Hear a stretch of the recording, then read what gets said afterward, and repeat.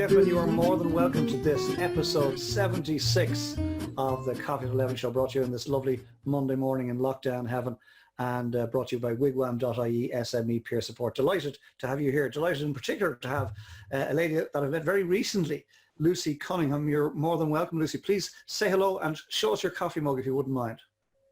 Good morning, everyone. Colin, thank you so much for having me in your wonderful cafe. Great start to the week. Although I have to say, Eamon, I'm still in a kind of a state of zen after that. Can we just continue that for the hour, maybe? We'll let you and Eamon connect afterwards. You can just go all zen together. It'd be great. Between now and midday, however, we need your full attention if that's okay. Lucie, it's been an absolute joy. Absolute joy. Thank you for joining us here today and for being so open. Before we go to Q&A, because we're going to go to Q&A from the floor in just a moment, if that's okay, but before we do that, can I ask you, what is Lucie Cunningham taking with her from COVID, please?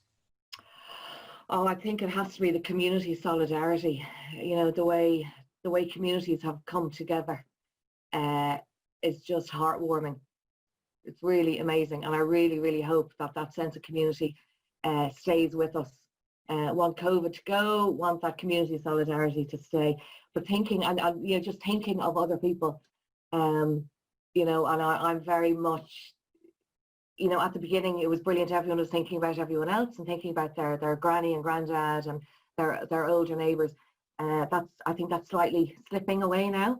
We need to get back there again, you know, in terms of personally, you know, I'm wearing masks every time I'm in an enclosed area. And yeah, you know, I do worry, you know, myself and Sarah kind of mentioned it there earlier. I am genuinely worried about another wave. So I think we really seriously need to stop and think and maybe watch that RT Investigates program again from last week. I'm not sure if anyone who was out partying, having the street parties at the weekend, if they watched that program. If they did, I don't know if they would have been out on the streets at the weekend. But anyway, community solidarity, let's keep thinking about other people.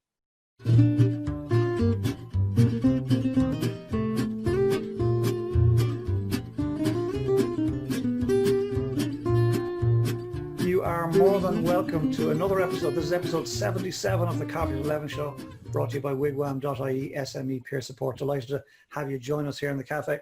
Delighted in particular to have my guest, gentleman that I've been introduced to recently, who's living in Vienna, zooming in all the way from Vienna this morning. And it is indeed Barry McLaughlin. Barry, it's lovely to have you in the cafe. Please come in and say hello or show us a coffee mug or a glass of water, whatever you have. Hello, everybody. Before we go to Q&A, I'd like to go to Q&A, if I may, from the floor, or comment from the floor. Barry, what is it that you are taking with you post-COVID, if anything? Doing gymnastics at home. So you could have a triple motto. Do it, focus, and be grateful. I think that's a good, what's the word, leitmotif, if you like, for your life, but especially when you get to my age. But certainly do it. If you want to do something, do it. Don't put things off. Don't put things off. Do it. Do it.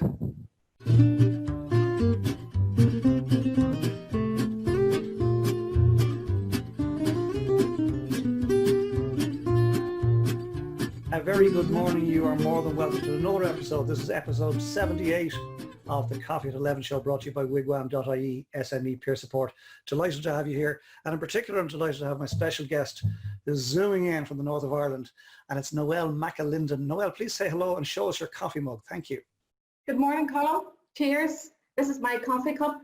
It made in Enniskillen by Anne McNulty. So a piece of authentic craft to start the day. So feel very privileged, Colin, for the opportunity. So thank you very, very much.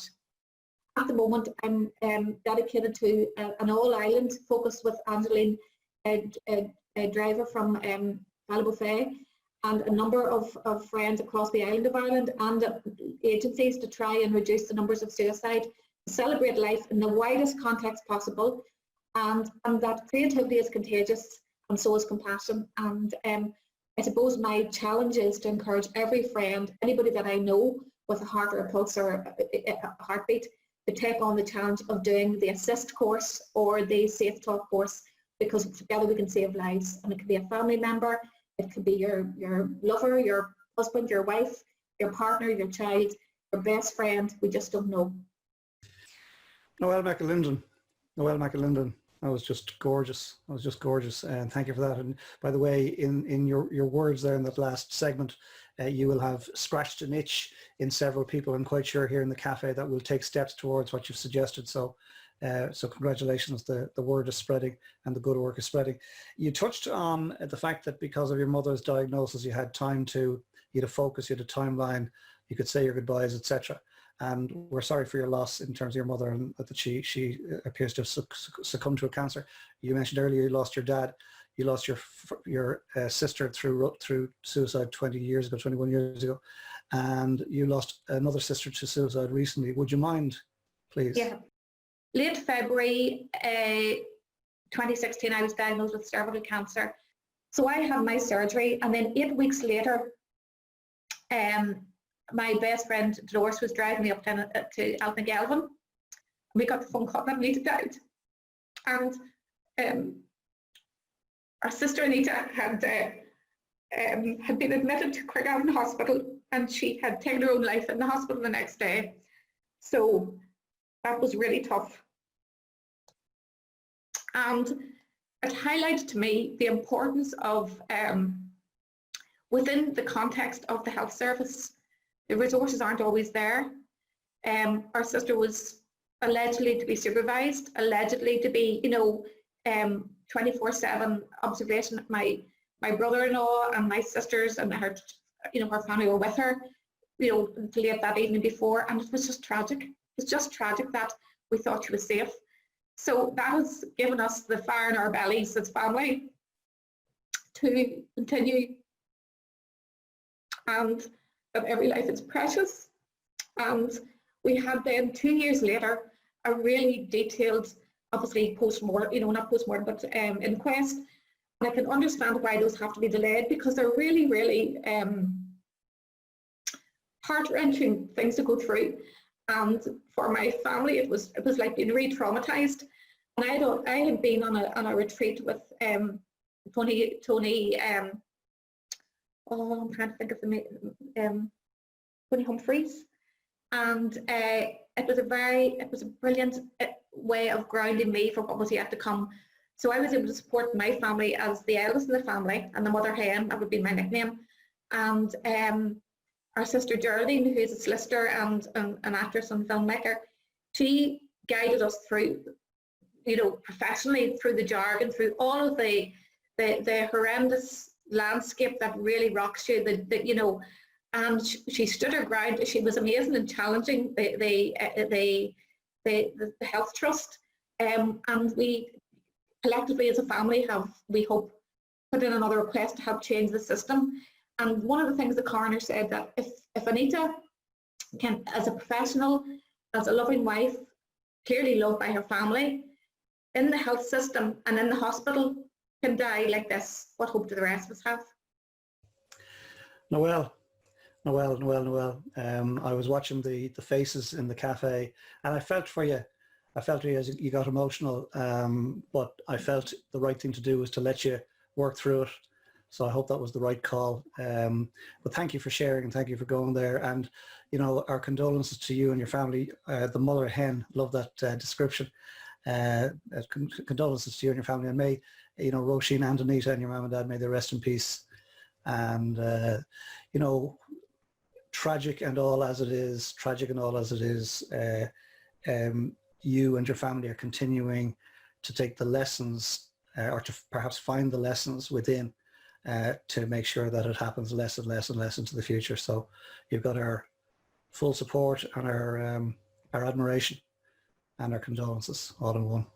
we've got this lovely cohort of regulars that pop in every single day. I won't even start mentioning names because I'll miss somebody, so I won't. We've got this lovely cohort. We know once we throw up the shutters every day, a certain group will arrive in, and it's wonderful. The difference each day is the extra people that come along because of our guest. And delighted to let you know, Noelle, that there's a huge amount of love out there for you, because the cafe has filled up beautifully this morning with people that we haven't met before. You're all very welcome. Lovely to have you here, but they've come for you and for your story, and we are so glad that you came in to tell your story today. So thank you, Noelle. Absolutely. Thank you. Thank you. Listen, we're going to go to Q&A from the floor, if that's okay with you, or comment from the floor. I'm quite sure there'll be some rich comment coming through. Before we do, Noelle, do you mind me asking, what is Noelle McAlinden taking with her post-COVID? What have you learned in COVID that you're not letting go of, please? I suppose self-compassion and compassion for others, and that we can paint our own canvas, and the colours we choose are up to us.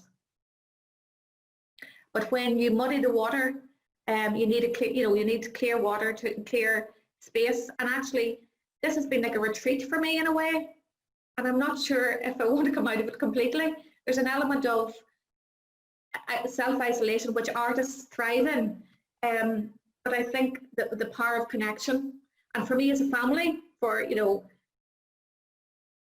it's very important, the connection. Like for us, we've been sharing Zoom calls and even prayed together by Zoom, particularly on our sisters' anniversaries. We laugh a lot, and we have great connection, and I think family in the widest sense.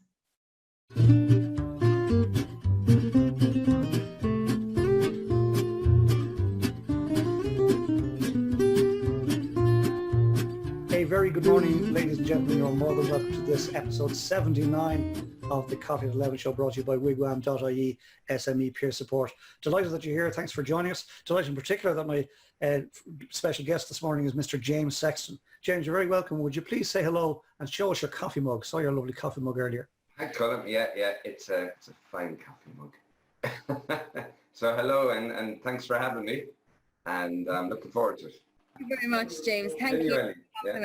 And it really is a pleasure to have you on the show, and I've seen lots of smiling, nodding, laughing, and you've been a wonderful guest, and I'm delighted at this point to pass you back over to the host with the most. It's Colin. Thank you, Colin.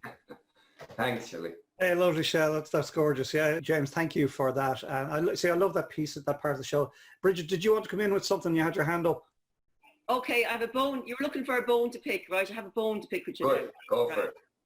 The background you have there is absolutely brutal for someone in entertainment and razzmatazz and is trying to sell a product, right? I could show you.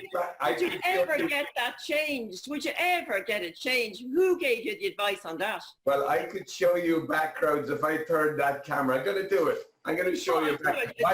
Watch this. Can I see what I'm doing here now? Can you? We can. My own screen. In there in that office. Yes. There's half a Range Rover. Yes. See it? Can you make it out? Not really, but I believe you. I've got a desk in that office, and it's half a Range Rover cut in two. Well, it's a Range Rover cut in two. I don't care, but the Range Rover, I'm not it is, but you know something? I'm the type of person, I'd rather have a wall here behind me and grand. If I'm in there sitting beside that, you're going to go, what is this head doing? No, I think the Range Rover is better. I have to say, James, right? I'll do it in the that has to go. The brick looks like a prison cell with an L3 propped up That's the back. very funny. Yeah, I was on a call recently, and somebody else said that to me, James, sort out the background. I have so many bizarre backgrounds around this building and props. I had an Oscar there. I'm kind of sorry I took it away. Yes. Especially with Column's point. That's why I put it outside the door. We forgive you. But next time I'll dress up in a shiny suit and I'll have Oscars and I'll be sitting in Range Rovers and everything. Good. Had to say it. I know. James Sexton, welcome to the Coffee at 11 show. No idea what's going to come out, but it's always a pleasure. Bridget, thanks for that. That was great. That was lovely. Thank you. Can I say one thing, Colin? Would you pause there for 30 seconds? Could you chat amongst yourselves for 30 seconds? I'm just going to do this. Hold up. Oh, come here. We better unmute everybody. This is great crack. I think this, I have a feeling this has been inspired by Bridget, we'll have to say. This is Fred number two. Inspiration. Inspiration. Yeah. What you missed. There's the Oscar for you, come on. Look at you deserve that.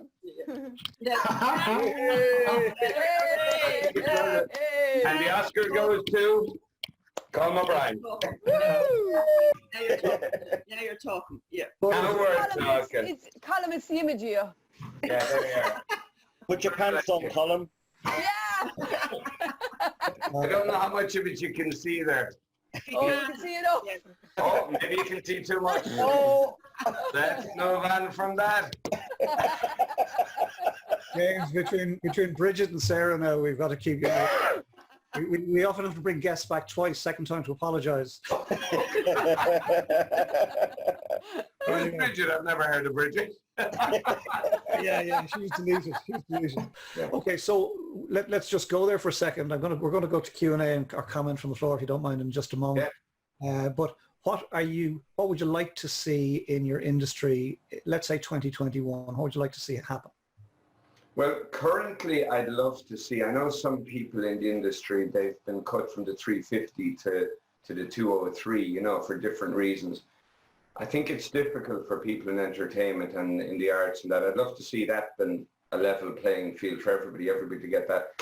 But going forward, I just love to see us getting back working. I'd love to see people's confidence growing, and not alone people, corporate organizations, their confidence growing. I mean, I'm currently quoting for, there's very little coming in, you know, in terms of quotes, you know, inquiries, and very little quotes going out, but the ones that are going out, they're still very hazy. They're still, if we go ahead, if, I'd love to see some bit of normality and things settling down. And we're going to have a tough couple of years. There's no way these big companies are going to be straight back in there. I do a lot of work for Boston Scientific, great company in Galway. They're not going to come straight back in with massive crowds. You know, they're going to watch it.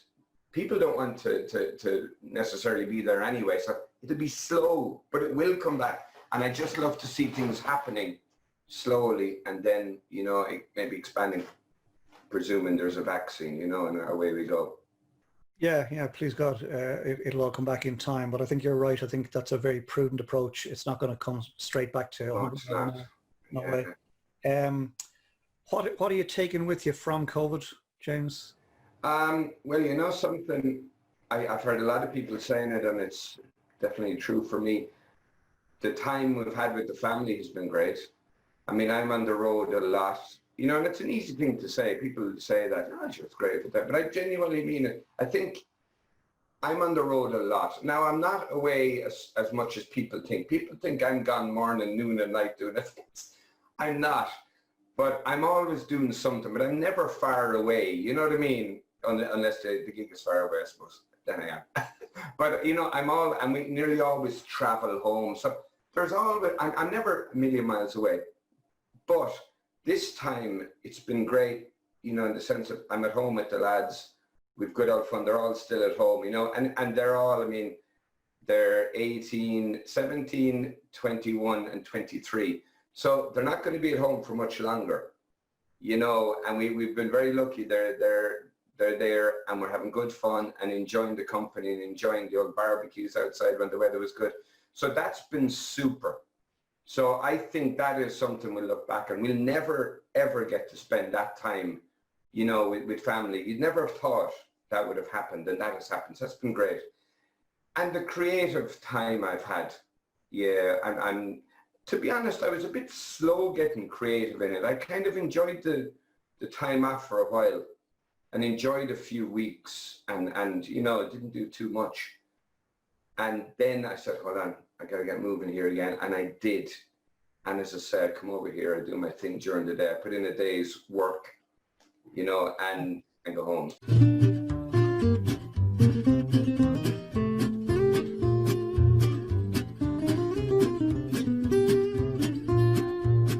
Good morning, ladies and gentlemen. You are more than welcome to this, another episode 80. Can you believe that? Episode 80 of the Coffee at 11 show, brought to you by wigwam.ie SME Peer Support. Delighted that you've chosen to join us. Thank you for being here. And in particular, I'd like to welcome Dara Byrne, who's zoomed in all the way from County Carlow. And she's come in to have a chat with us today. Dara, please say hello and cheers us with your coffee cup. Hello. Cheers. And somebody asked earlier, what does the coffee cup say? What's the little message? It says you've got this. Woo! You've got this. You've got this for sure. Yeah, I suppose that's when things kind of changed for me big time. It was 99, and my dad went in for his second bypass. And yeah, that was the Christmas week of 99. And just remembering the story from when I was 2 and on the bed with him. And I remember, because there's just, I have a poem that I wrote that I'll read to you later, just that, because it's kind of how the Mammy hub and all that came about as well. But I was just, because it's just the idea of like when you're a child and you love being safe in the arms of a parent. And my dad was always my kind of go-to, and you could lie on the chest and hear the heart beating and stuff like that. It was just, even in my teenage years, it was very comforting. So yeah, on the 22nd of December 99, we were called into the hospital, and they said, yeah, he's not doing so great. So when we arrived, I remember going in and you could hear all the defibrillators and different things. Is that the pump thing? I can't remember. Yeah, the thing to try and save a person's life. Yeah. So that was going on, and then that all kind of stopped, and they said, you can go in and see him now. So we went in, and the nurse said, do you want to say anything? And I said to her, well, am I saying, please don't leave me, or am I saying goodbye? And she said, you're saying goodbye. So I said goodbye. And I put my head on his chest, and I just remember his heart wasn't beating, and just that comfort was just gone. Yeah, so I suppose things changed quite dramatically then. Going to go to Q&A from the floor in just a moment, Dara, if that's okay. You're nearly off the hook, right? Nearly. I'm just wondering, would I be able to just read my poem? It'll only take 2 minutes. Well, I was going to ask that you would do that. I was going to ask that you would do that. I'm going to ask you for a tip. I was going to ask you for a tip. What are you taking with you from COVID? But let's do the poem first. Okay, yeah. And then we'll go to Q&A from the floor. Because it's easier. Then I had it written out, but then I'd be like, oh, I can't read my writing. Okay, it's called The Gift. So it says, and it just came about from one night. I was saying, I remember I said about my father and being on his chest and the comfort that I got from that. And then I remember my daughter, she's terrible for waking at night. We won't even go there.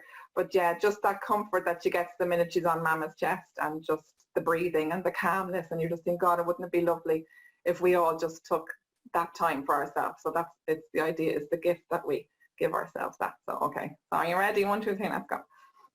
Okay, the gift. Give yourself permission to let go of comparison, doubt, judgment, perfection, guilt, shame.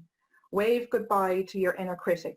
Acknowledge this is a process, forever adapting, learning, growing, inspiring, and being inspired. Come sit for a while, grounded in the arms of Mother Nature. Rest your head upon her chest. Feel her heart beating. Slow yours to meet with its calmness. Accept the energy and love safe in her arms. Soak in the serenity and beauty that surrounds you. Give yourself the gift of time, the present of being present. In this time of pause, embrace it in its entirety.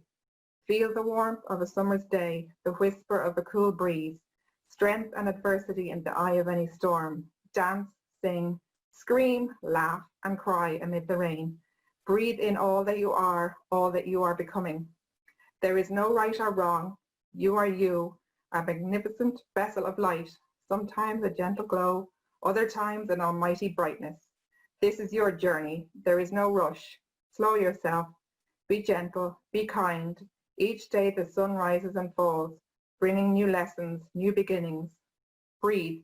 Let go. Trust all that is for you will become. Ta-da! Rapturous silent applause there in the cafe. That was truly beautiful. Truly beautiful. A magnificent vessel of light. Yeah. Magnificent vessel of light. That's what you are. Thank you. Best of light, yeah. And you've chosen to be. You could have hid it under a bushel, and you've chosen not to. So we applaud you for that. And many more years of you going out there and being a magnificent vessel of light for others. And of course, that light will continue. Others will take the torch, and it'll spread. Yeah, some days I need some other people to take it. It's all right to still feel shit sometimes, Dara. Yeah, good days and bad days, especially now at the moment. We don't know what's going on. Yeah, for sure. But look, you just keep going, and take your own words, if I may. Slow down, go with the flow. Don't be forcing it. Just do a little bit every day, right? And let the universe take care of the rest. And the right people will find you, right? And it will. Wish you every success in terms of you spreading your message of support and love. Truly beautiful. Right. What are you taking with you from COVID? Was the poem written in COVID? It was just at the start of it, actually. It was the idea that this was a time, I suppose, before COVID, I was looking into ways, because it was only in January of this year that I had that kind of, suppose, burnout, breakdown, whatever you want to call it.